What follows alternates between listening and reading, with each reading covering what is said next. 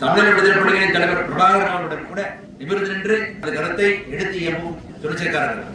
பிரபாகரன் அவர்கள் பெருமாள் கணேசன் அவர்கள் கருத்தை உள்வாங்கி இருக்கிறார். அவருடைய இறந்த சடங்குக்காக ஒன்று கூடி இருக்கக்கூடிய மக்கள் எல்லாருமே சேர்ந்து இந்த குடும்பத்துக்கான இழப்பு இல்ல, எல்லாருக்குமான இழப்பு.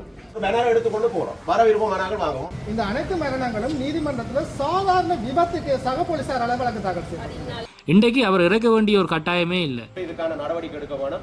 இல்லாவிட்டால் சேரிக்கு முன்னுக்கு சாகும் வரை உண்ணாவிரதம் இருப்பது.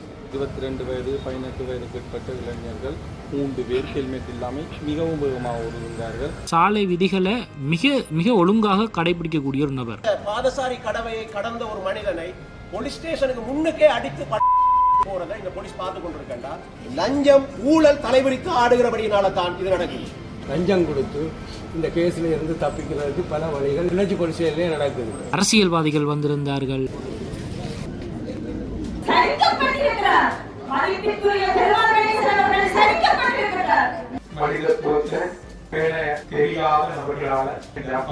எங்களுக்கோ எங்களுடைய பிள்ளைகளுக்கோ இந்த வீதி பயணிக்கிறவர்களுக்கோ கிளிநொச்சி மாவட்டத்தில் மட்டும் ஏன் இந்த அநியாயம் நடக்குது?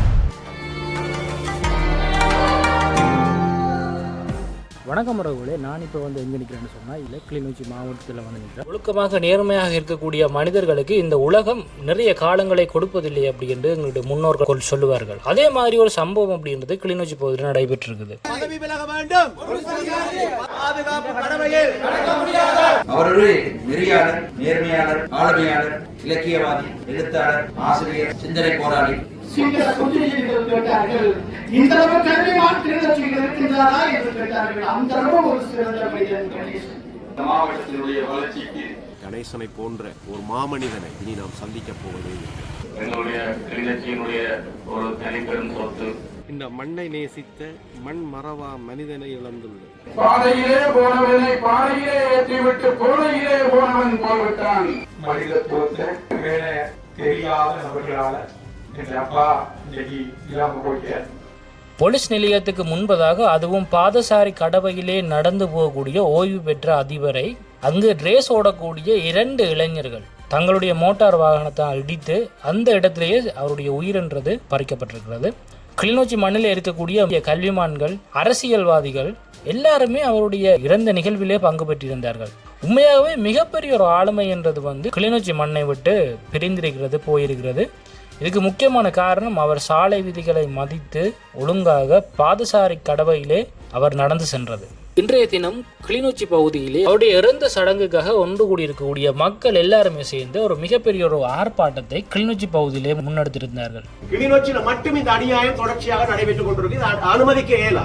கணேசன் என்பது ஒரு தனி மனிதன் அல்ல, மிகப்பெரிய ஆளுமை. இந்த கிளிநொச்சி மாவட்டத்துக்கு மட்டுமல்ல, இலங்கைக்கே ஒரு பெரிய ஆளுமை மிக்க ஒரு தலைவனை நாங்கள் வந்து நினைக்கிறோம்.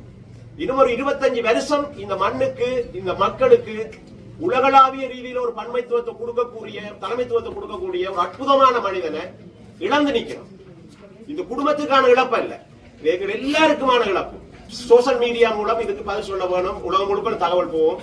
இந்த போலீஸும் இந்த மாவட்டத்தினுடைய நிர்வாகிகளும் இதுக்கு பதில் சொல்லியே தீரும். இதுல ஒரு பேனர் எடுத்துக்கொண்டு போறோம், வரவிருப்பமானார்கள் வாங்குவோம். இந்த ஒரு சம்பவம் உண்மையாக நடக்கிறதுக்கு என்ன காரணம்? பெற்றோர்கள் 20 வயசு மகனுக்கு வாங்கி கொடுக்கக்கூடிய இந்த விரைவு மோட்டார் வாகனம் அப்படின்றது இன்னைக்கு எந்த அளவு பெரிய பாதிப்புகளை எங்களோட சமூகத்தில் ஏற்படுத்தி கொண்டிருக்குது.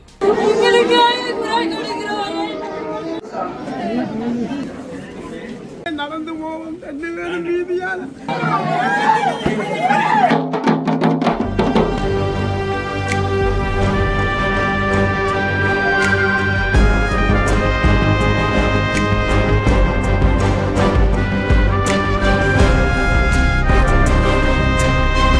எதுக்காக அந்த ஆர்ப்பாட்டத்தை மக்கள் எல்லாரும் சேர்ந்து முன்னெடுத்தவைன்னு சொன்னால், இவ்வாறான சம்பவங்கள் கிளிநொச்சி பகுதியில் மட்டுமே இப்படி அதிகமாக நடக்கிறது.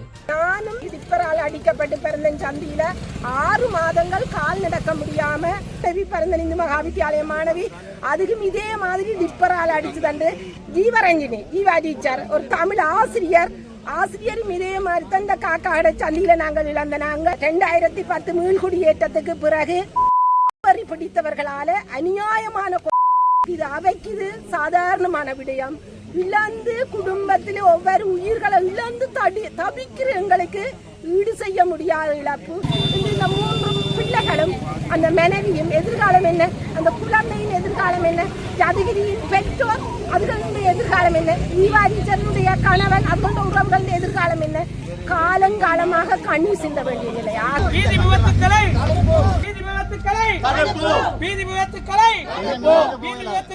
போக்குவரத்து போலீசார் அரசாங்கமே, வீதி மாவட்ட நிர்வாகமே பதவி விலக வேண்டும். நிர்வாகமே நிர்வாகமே நிர்வாகமே நிர்வாகமே அதிகாரியே பொறுப்பதிகாரியே போலீஸ் நிர்வாகமே போலீஸ் நிர்வாகமே போலீஸ் நிலையத்துக்கு முன்பாக கடந்த 1 மாத காலத்தில் கிளிநொச்சியில 6-7 படுகொலைகள் நடந்தது. அது மரணங்கள் இல்லை, படுகொலை. இது நடக்கிறது வீதி விபத்தாக நாங்கள் ஏற்றுக்கொள்ள போகிறோம். இது படுகொலை. இதுக்கான காரணம் வலு தெளிவா தெரியுது. என்றால் சாதாரணமாக வீதியில போற ஒரு வாகனத்தை மறித்து எல்லா வகையான பரிசோதனைகளையும் செய்கிற போலீசார் வீதியில மக்கள் நெரிசலாக போய் வரக்கூடிய பகுதியில மிக வேகமாக மோட்டார் சைக்கிள் ஓடுகின்ற இவர்களை மறிப்பதில்லை, பரிசோதிப்பதில்லை. குறிப்பா டிப்போ சந்தி இந்த பிரதானமான பாதை மக்கள் பெருமளவில் நடந்து தெரிகிற பாதைகள்ல எந்த விதமான கூச்சமும் இன்றி இதுவரைக்கும் 5 படுகொலைகள் நடந்திருக்கு. மாவட்ட நிர்வாகமாக போலீஸ் நிர்வாகமாக இதுவரைக்கும் எந்த நடவடிக்கையும் எடுக்க இல்லை. இந்த மாவட்டத்தில் வாழ்ற நாங்கள் எல்லாரும் உங்களை நம்பிதான் வாழ்றோம். மாவட்ட நிர்வாகத்தை போலீஸ் நிர்வாகத்தை நம்பிதான் நாங்கள் இந்த வீதியில் இறங்குறோம். எங்களுக்கோ எங்களுடைய பிள்ளைகளுக்கோ இந்த வீதியில் பயணிக்கிறவர்களுக்கோ கிளிநொச்சி மாவட்டத்தில் மட்டும் ஏன் இந்த அநியாயம் நடக்குது? இதற்காக உடனடியான தீர்வு எங்களுக்கு தேவை. 1 மாசத்துக்குள்ள இவ்விதமான பல படுகொலைகள் நடைபெற்றுக் கொண்டிருக்கத்தக்கதாக அரசாங்க மாவட்ட நிர்வாகமாக போலீஸ் நிர்வாகமாக இதற்கு என்ன நடவடிக்கை எடுத்திருக்கிறார்கள் என்ற விஷயத்தை எங்களுக்கு தேவை. அதே நேரத்தில் டிராபிக் போலீஸுக்கு பொறுப்பு அதிகாரியா இருக்கிறவர் பதவி விலக வேணும். 1 உயிர் போனாலே பதவி விலக வேணும். இத்தனை உயிர்கள் போன பிறகும் இவர்கள் இருப்பதற்கான காரணம் என்ன? போலீஸ் ஸ்டேஷனுக்கு முன்னுக்கு நடந்திருக்கு, பாதசாரி கடக்கிற பொழுது நடந்திருக்கு. இது எங்களுக்கு திட்ட தெளிவாக நடக்குது தெரிகிறது. லஞ்சம் ஊழல் தலைவிரித்து ஆடுகிறபடியினால தான் இது நடக்குது. இந்த அரசாங்கம் சொல்லுது லஞ்சம் ஊழல் அற்ற நிர்வாகம் நடத்துற வேண்டும். இது பச்சை போய் மாவட்டத்தினுடைய ஒரு மிகப்பெரிய சொத்தை நாங்கள் இழந்திருக்கிறோம். இவர் இன்னும் ஒரு 25 வருஷம் இந்த மாவட்டத்துக்கும் இந்த தேசத்துக்கும் பங்களிப்பு செய்யக்கூடியவர். பாதசாரியினுடைய பொறுப்பை உணர்ந்து அந்த பாதசாரி கடவையை கடந்த ஒரு மனிதனை போலீஸ் ஸ்டேஷனுக்கு முன்னுக்கே அடித்து படுகொலை செய்துட்டு போறதை இந்த போலீஸ் பார்த்து கொண்டிருக்கின்றார். இந்த போலீஸ் அதிகாரி கட்டாயமாக பதவி விலகி ஆகும். எங்களுக்கு ஒரு 5 நாளைக்கு இடையில மாவட்ட நிர்வாகமாக நீங்கள் உங்களுடைய அதிகாரத்தை பாவித்து இவர்கள் எல்லாரையும் கூப்பிட்டு இங்க இருக்கக்கூடிய சிவில் அமைப்புகளையும் கூப்பிட்டு இதுக்கான நடவடிக்கை எடுக்க வேணும். இல்லாவிட்டால் நான் தீர்மானித்திருக்கிறேன் கச்சேரிக்கு முன்னுக்கு சாகும் வரை உண்ணாவிரதம் இருப்பதற்கு. அந்த நிலைக்கு எங்களை கொண்டு போகாதீங்க. 5 நாளைக்கு இடையில அரசாங்க அதிபராக நீங்க எங்களுக்கு இதுக்கு ஒரு சரியான முடிவு தர வேணும். ஏனென்றால் நாங்கள் மட்டுமல்ல நீங்களும் இந்த வீதியில போறீங்க, நாளைக்கு உங்களுக்கும் இந்த பாதிப்பு இருக்கு. 5 நாளுக்குள்ள எங்களுக்கு இதுக்கு ஒரு முடிவு தெரிய வேணும். அல்லாவிட்டால் நான் சாகும் வரை உண்ணாவிரதம் இருப்பதாக தீர்மானிக்கிறேன். இந்த பிரதேசத்தில் வாழும் மக்கள் சட்டத்தில் போக்குவரத்து விதிமுறைகளாக தெளிவாக சொல்லப்பட்டிருக்கிறது. ஒருவர் மது போதையில் வாகனம் ஓடி விபத்தை ஏற்படுத்தி ஒரு ஆள் மரணித்தால் அது குற்றமாக கருதப்பட்டு வழக்கு தாக்கல் செய்யப்படும். இளைஞனுடைய தண்டனை சட்டத்தில் 297 படிதாக சொல்லப்படுது.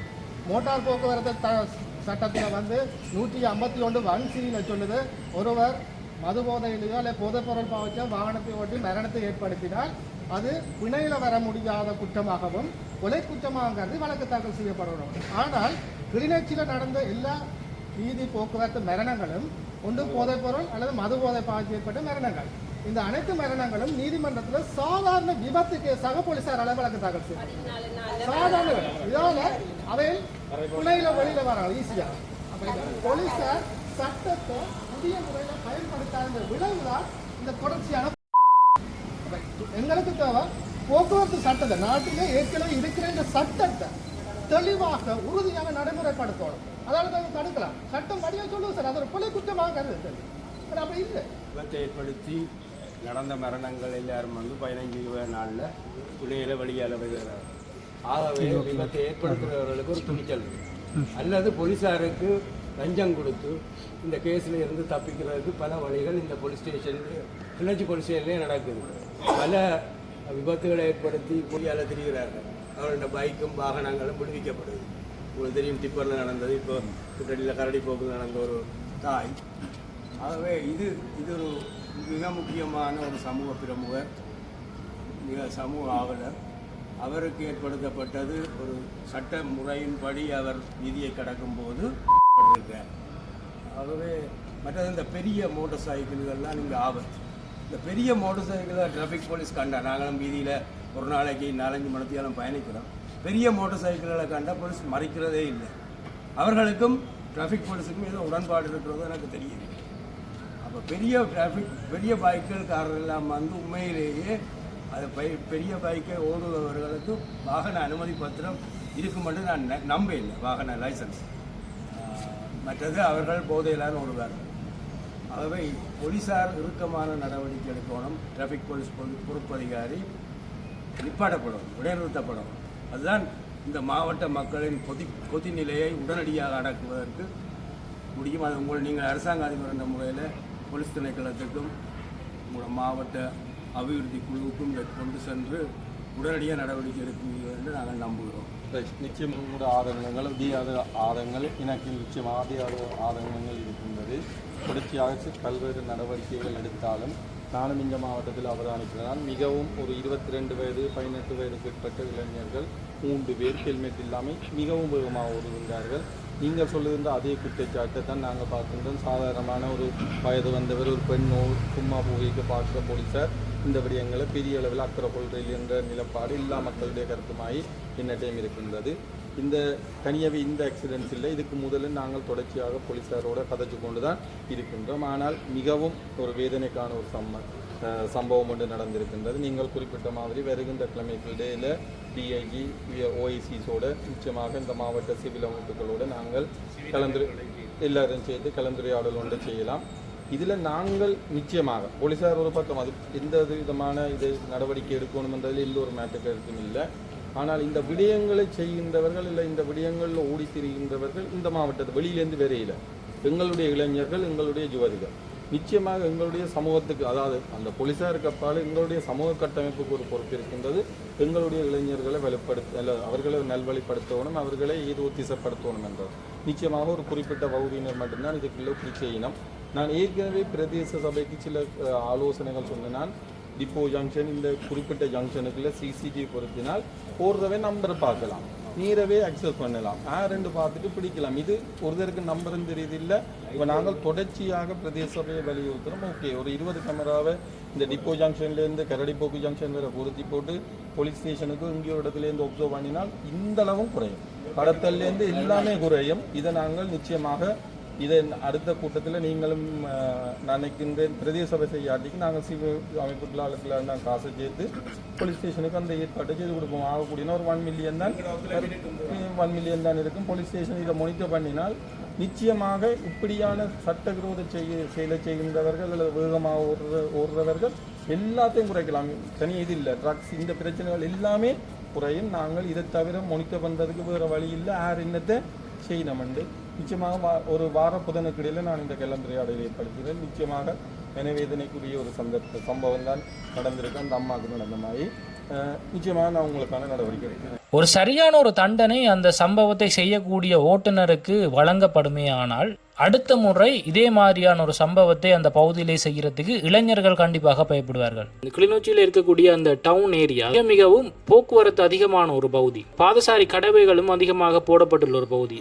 அதால பயணிக்கும் போது மிக மிக கவனமாகத்தான் ஓட்டுநர்கள் பயணிக்க வேண்டும். கண்டிப்பாக தொடர்ந்து இவ்வாறான குற்றச்செயல்கள் நடந்து வருவதற்கு ஒரு முக்கியமான காரணம் அங்கே இருக்கக்கூடிய போலீசார் இந்த குற்றச்செயல்களை புரிபவர்களுக்கு சரியான ஒரு தண்டனையை பெற்று கொடுப்பதில்லை அப்படி என்ற ஒரு பெரிய ஒரு குற்றச்சாட்டு அங்கே இருக்கக்கூடிய மக்களுக்கு இருக்கிறது. ஒரு 20 வயது மதிக்கத்தக்க கூடிய ஒரு இளைஞனுக்கு இந்த விரைவு மோட்டார் வாகனங்களை வாங்கி குடிக்கணும் அப்படின்னு சொன்னால் கண்டிப்பாக அந்த வயதில் அந்த இளைஞர்களுக்கு மெதுவாக ஓடக்கூடிய ஒரு பொறுமை என்றது கண்டிப்பாக இருக்காது, வராது. பைக் ஓட வேணும்னு சொன்னால் முதல் சைக்கிள் ஓடி பழகணும்னு சொல்லி எதுக்காக அப்படி சொல்கிறவங்கன்னு சொன்னால் பைக் ஓடி மிகப்பெரிய ஆக்சிடென்ட்கள் வர்ற நேரத்தில் அதை குறைக்கிறதுக்காக ஒரு சைக்கிள் ஓடி பழகினா அதில் இருந்து சில அனுபவங்கள் கிடைக்கும் அப்படின்ட்டு. ஆனால் எடுத்த வீச்சில் எங்கள்கிட்ட சமூகத்தில் இன்றைக்கு என்ன நடந்து கொண்டிருக்குதுன்னு சொன்னால் தங்கள்கிட்ட இருக்கக்கூடிய நகைகள் எல்லாத்தையுமே அடகி வைத்து இல்லாட்டிக்கு எங்கேயோ கடனை வாங்கி இந்த பிள்ளைகள் ஆசைப்படுகிறார்கள் அப்படின்றதுக்காக இந்த விரைவு மோட்டார் வாகனங்களை வந்து வாங்கி கொடுக்கறதால மிகப்பெரிய வீதி விபத்துகள்ன்றது நடந்து கொண்டிருக்குது. சரி, இந்த வீதியால் போகக்கூடிய இளைஞர்கள் தாங்களே போயிட்டு எங்கேயாவது ஆக்சிடென்ட் பட்டு தாங்களாக விழுந்தெழும்புகிறார்கள்னு சொன்னால் அப்படியும் இல்லை. வீதியால் ஒழுங்கு விதிகளை கடைபிடித்து ஒழுங்காக நடந்து போகிறவர்களை ஆக்சிடென்ட் பண்ணி அந்த இடத்துலையே வந்து இறக்க செய்கிறது அப்படின்றது வந்து எந்த வகையில் யாரால் எப்படி ஏற்றுக்கொள்ள முடியும்? போலீஸாரால் இதுக்கான நிரந்தர தீர்வுன்றது கண்டிப்பாக வெகு விரைவில் செய்யப்பட வேண்டும் என்றது வந்து அங்கே இருக்கக்கூடிய மக்களுடைய ஒரு பெரிய கோரிக்கையாக இருக்கிறது. இன்றைய தினத்தில் வந்து இறந்திருக்கக்கூடிய இந்த நபர் கடந்த 3 வருடங்களாக அந்த பகுதியிலே நடந்து செல்வது வழக்கம். கண்டிப்பாக அவர் சாலை விதிகளை மிக மிக ஒழுங்காக கடைபிடிக்கக்கூடிய ஒரு நபர். அவர் வந்து சாலையில் வந்து நடக்கும்போது யாராவது ஒருவர் பக்கத்தால் மஞ்சள் கூடாமல் நடக்காமல் சாதாரணமாக நடந்து போனால் கூட யார் எவராக இருந்தாலும் கூப்பிட்டு பாதசாரி கடை வந்து என்னத்துக்காக போட்டிருக்குது, இதாலேயும் நடக்க வேணும்னு சொல்லக்கூடிய ஒரு மனிதர். இன்றைக்கு அவர் இறக்க வேண்டிய ஒரு கட்டாயமே இல்லை. அவருடைய இன்றைய இறப்புக்கு அரசியல்வாதிகள் வந்திருந்தார்கள், பெரிய பெரிய பதவிகள் இருக்கக்கூடிய நபர்கள் வந்திருந்தார்கள். இந்த காணொலியில் வந்து நீங்கள் பார்க்கக்கூடிய நபர்கள், இவருடைய உரையை ஆற்றக்கூடிய நபர்கள் எல்லாமே கல்வியில வந்து மிகப்பெரிய அளவில் பதவியில் இருக்கக்கூடிய நபர்கள். யோசிச்சு பாருங்கள், எந்த ஒரு வருத்தமுமே இல்லாத ஒரு நபர், சரியாக தன்னுடைய உடம்பை கவனிக்கக்கூடிய ஒரு நபர்.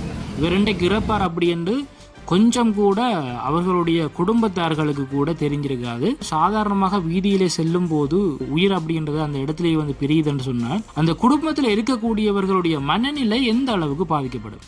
இடித்தவர் கோர்ட்ஸில் இருந்து இல்லாட்டிக்கு ஜெயிலில் இருந்து ஒரு 2-3 வருஷத்தால் கூட வெளியில் வந்தால் அவருடைய உயிர்ன்றது வந்து இருக்கும். இழந்த அந்த குடும்பத்துக்கு அவருடைய உயிர் வந்து கண்டிப்பாக திருப்பி கிடைக்குமா? ஒரு இறப்பு அப்படின்றது வந்து திடீரென்று நடந்தால் யாராலையுமே ஏற்றுக்கொள்ள முடியாது. இப்படிப்பட்ட நபர்கள் எங்களுடைய சமூகத்தை விட்டு பிரிகிறதுக்கு இவ்வாறான சாலை விபத்துக்கள் தான் காரணமாக இருக்குமே. ஆனால் நாங்களும் ஒரு சமூகமாக சிந்திக்க வேண்டிய ஒரு நபர்களாகத்தான் கண்டிப்பாக இருக்கிறோம். ஆகவே இதுக்கு போலீசார் தகுந்த நடவடிக்கைகளை கண்டிப்பாக எடுக்க வேண்டும் அப்படின்றது அங்கே இருக்கக்கூடிய மக்களுடைய கோரிக்கையாக இருக்கிறது. இனி வரக்கூடிய காலங்களில் வந்து இவ்வாறான சாலை விபத்துகள் நடக்கிறதுக்கு கிளிநொச்சி நிர்வாகம், கிளிநொச்சி போலீசார் என்ன நடவடிக்கைகள் எடுக்க போகிறோம் அப்படின்றது வந்து நாங்கள் பொறுத்திருந்து பார்க்கலாம். இறந்த இந்த நபர் பற்றி சிலர் இன்று கதைத்திருக்கிறார்கள். அந்த சில காணொலியில் வந்து நான் இந்த காணொலியோடு சேர்க்கிறேன்.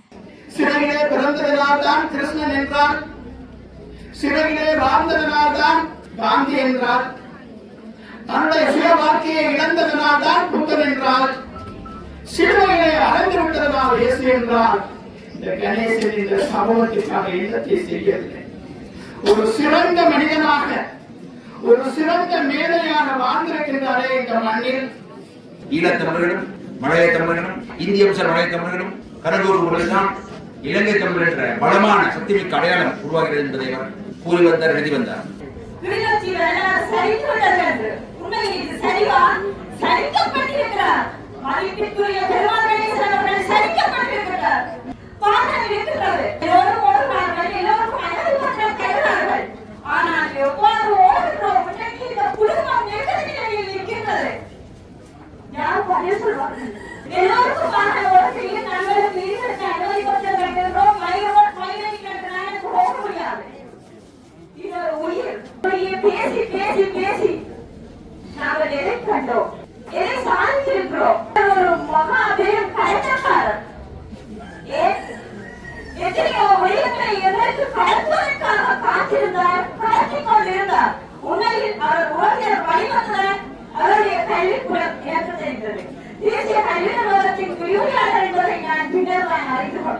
டாக்டர் அப்துல் கலாம் குறிப்பிட்ட மாதிரி நாங்கள் பிறந்த பின்பு இறக்கின்ற போது எப்படி இறக்கின்றோம், இந்த சமூகத்திற்காக இனத்தை வெட்டி செல்கின்றோம் என்பதை நிச்சயமாக அமர் கணேசன் அவர்கள் இந்த உள்ளத்தில் மீது ஒரு தாக்கத்தை செலுத்தி தந்திருக்கின்றார். எல்லா மாணவர்கள் கையிலும் இந்த போன் இப்பொழுது வந்த வகையிலேயே கணேசன் சார் நல்ல ஞாபகம் இருக்கின்றது. எந்த நேரமும் ஒரு மாணவன், ஒரு ஆசிரியர் மாணவனுடைய கையிலே ஒரு லேப்டாப் போகணும்னு சொல்லி அடிக்கடி கூறுவார்.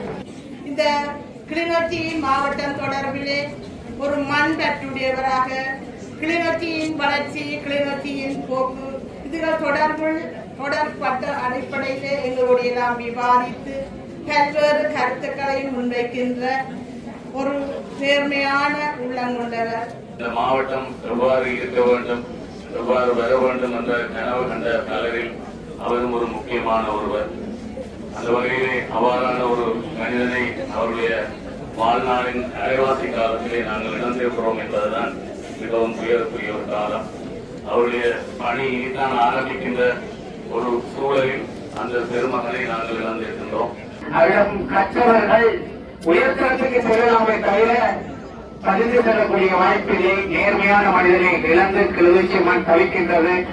உரிய காலம் வாழ்ந்தாலும் அவர் எப்படி வாழ வேண்டும் சொல்றதை எங்களோடு வாழ்க்கை my life is my education சொல்வார்கள், வாழ்ந்து காட்டியிருக்கிறார். அவர் எங்களுடைய எதிர்பார்ப்பது என்னது? உண்மையாக பாடசாலை கல்வி மட்டுமல்ல, அவர் எத்தனையோ பட்டங்கள் பெற்று ஒரு உன்னத கல்விமானா இருந்த போதிலும் இப்பொழுது இங்கு உரையாற்றி சென்ற அரசாங்க அதிபர்கள் இந்த மரணத்திற்கான காரணங்களாக எங்களுடைய சகோதர சகோதரிகளை நாங்கள் திருத்திக் கொள்ள வேண்டும் என்று விளையாட்டு சொன்னால் 100% நாங்கள் ஏற்றுக்கொள்கிறோம்.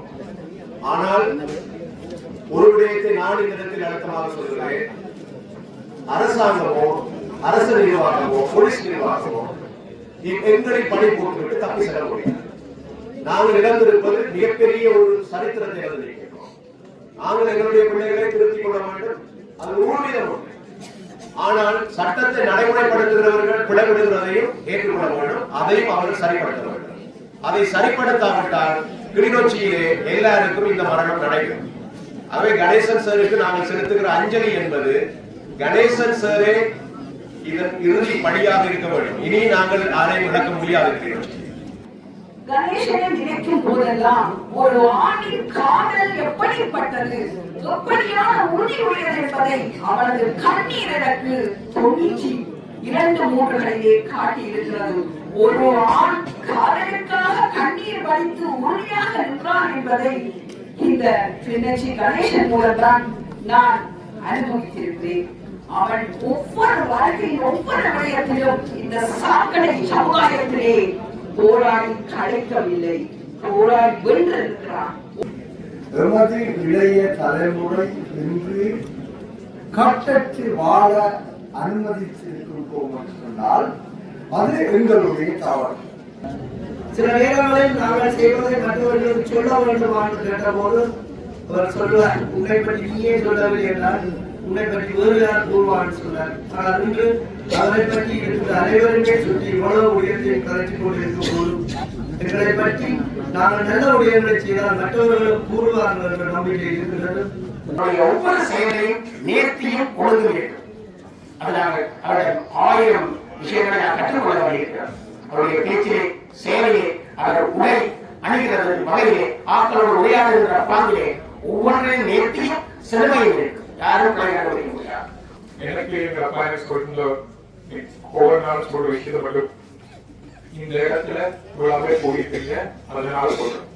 உங்களுடைய செயலத்துக்காக மனிதனுடைய பெருமதியையும் இயற்கையினுடைய பெருமதியையும் எடுத்துக் கொள்ளாத எடுத்துடாது. இந்த இயற்கையும் மனிதமும் தான் இந்த உலகத்தை உயிர்ப்புடையதான் வச்சிருக்கு. எப்பயுமே இயற்கையை பேணு, மனிதத்தை பேணு, மனிதனுடைய பெருமதியை பேணு சொல்லி சொல்லி வளர்த்துவேன். ஆனா மனிதத்துவத்தை தெரியாத நபர்களால என் அப்பா இன்னைக்கு இல்லாம போயிட்ட பரவாயில்ல. ஆனா இந்த சமூகம் இன்னும் பார்த்து போக விட்டு ரசிச்சு கொண்டிருந்தா சந்தோஷம் சந்தோஷம் சந்தோஷம். நல்லாண்மை என்பது ஒருவருக்கு தான் பிறந்த இல்லாமை ஆக்கிக் கொள்ளல் என்றதான் என்னுடைய அப்பாவுக்கு நான் பார்க்கிற விஷயம். கண்டிப்பாக ஏற்றுக்கொள்ள முடியாத ஒரு மரணம். இன்னும் பல ஆளுமைகளையும் இன்னும் பல தலைமைத்துவங்களையும் இன்னும் பல தமிழர்களையும் இன்றைக்கு வெளியில கொண்டு வரக்கூடிய ஒரு ஆளுமையான ஒரு நபரை இன்றைக்கு இழந்திருக்கிறோம். இவர்களுடைய பேச்சுக்களின் மூலமாக இவர் எப்படிப்பட்ட ஒரு நபர் அப்படின்றத நீங்கள் தெரிஞ்சு கொள்ள முடியும். அதாவது ஒரு சிறிய விஷயமாக இருந்தாலும் தவறு அப்படி என்று சொன்னால் தவறு அப்படி என்று நேராக சொல்லக்கூடிய ஒரு மனிதர் அப்படி என்று கிளிநொச்சியில் இருக்கக்கூடிய எல்லாருமே இவரை பற்றி சொல்லுகிறார்கள். இந்த காணொலியில நான் சொல்லக்கூடிய ஒரே ஒரு கருத்து, இவ்வாறான சாலை விபத்துகள் நடக்கிறது அப்படின்னு சொன்னால் இனிமேல் காலங்களில் இப்படி ஒரு உயிர் இன்னொரு உயிர் பறிக்கப்படக்கூடாது. அதற்கான முடிந்த அளவு போலீசார் இதற்குரிய சரியான தீர்வுகளை எல்லா இடங்கள்லையுமே செயற்படுத்த வேண்டும் அப்படின்றது என்னுடைய ஒரு கருத்தாக இருக்கிறது. கண்டிப்பாக இந்த வீடியோ கீழே உங்களுடைய கருத்துக்களையும் கண்டிப்பாக பதிவிடுங்கள்.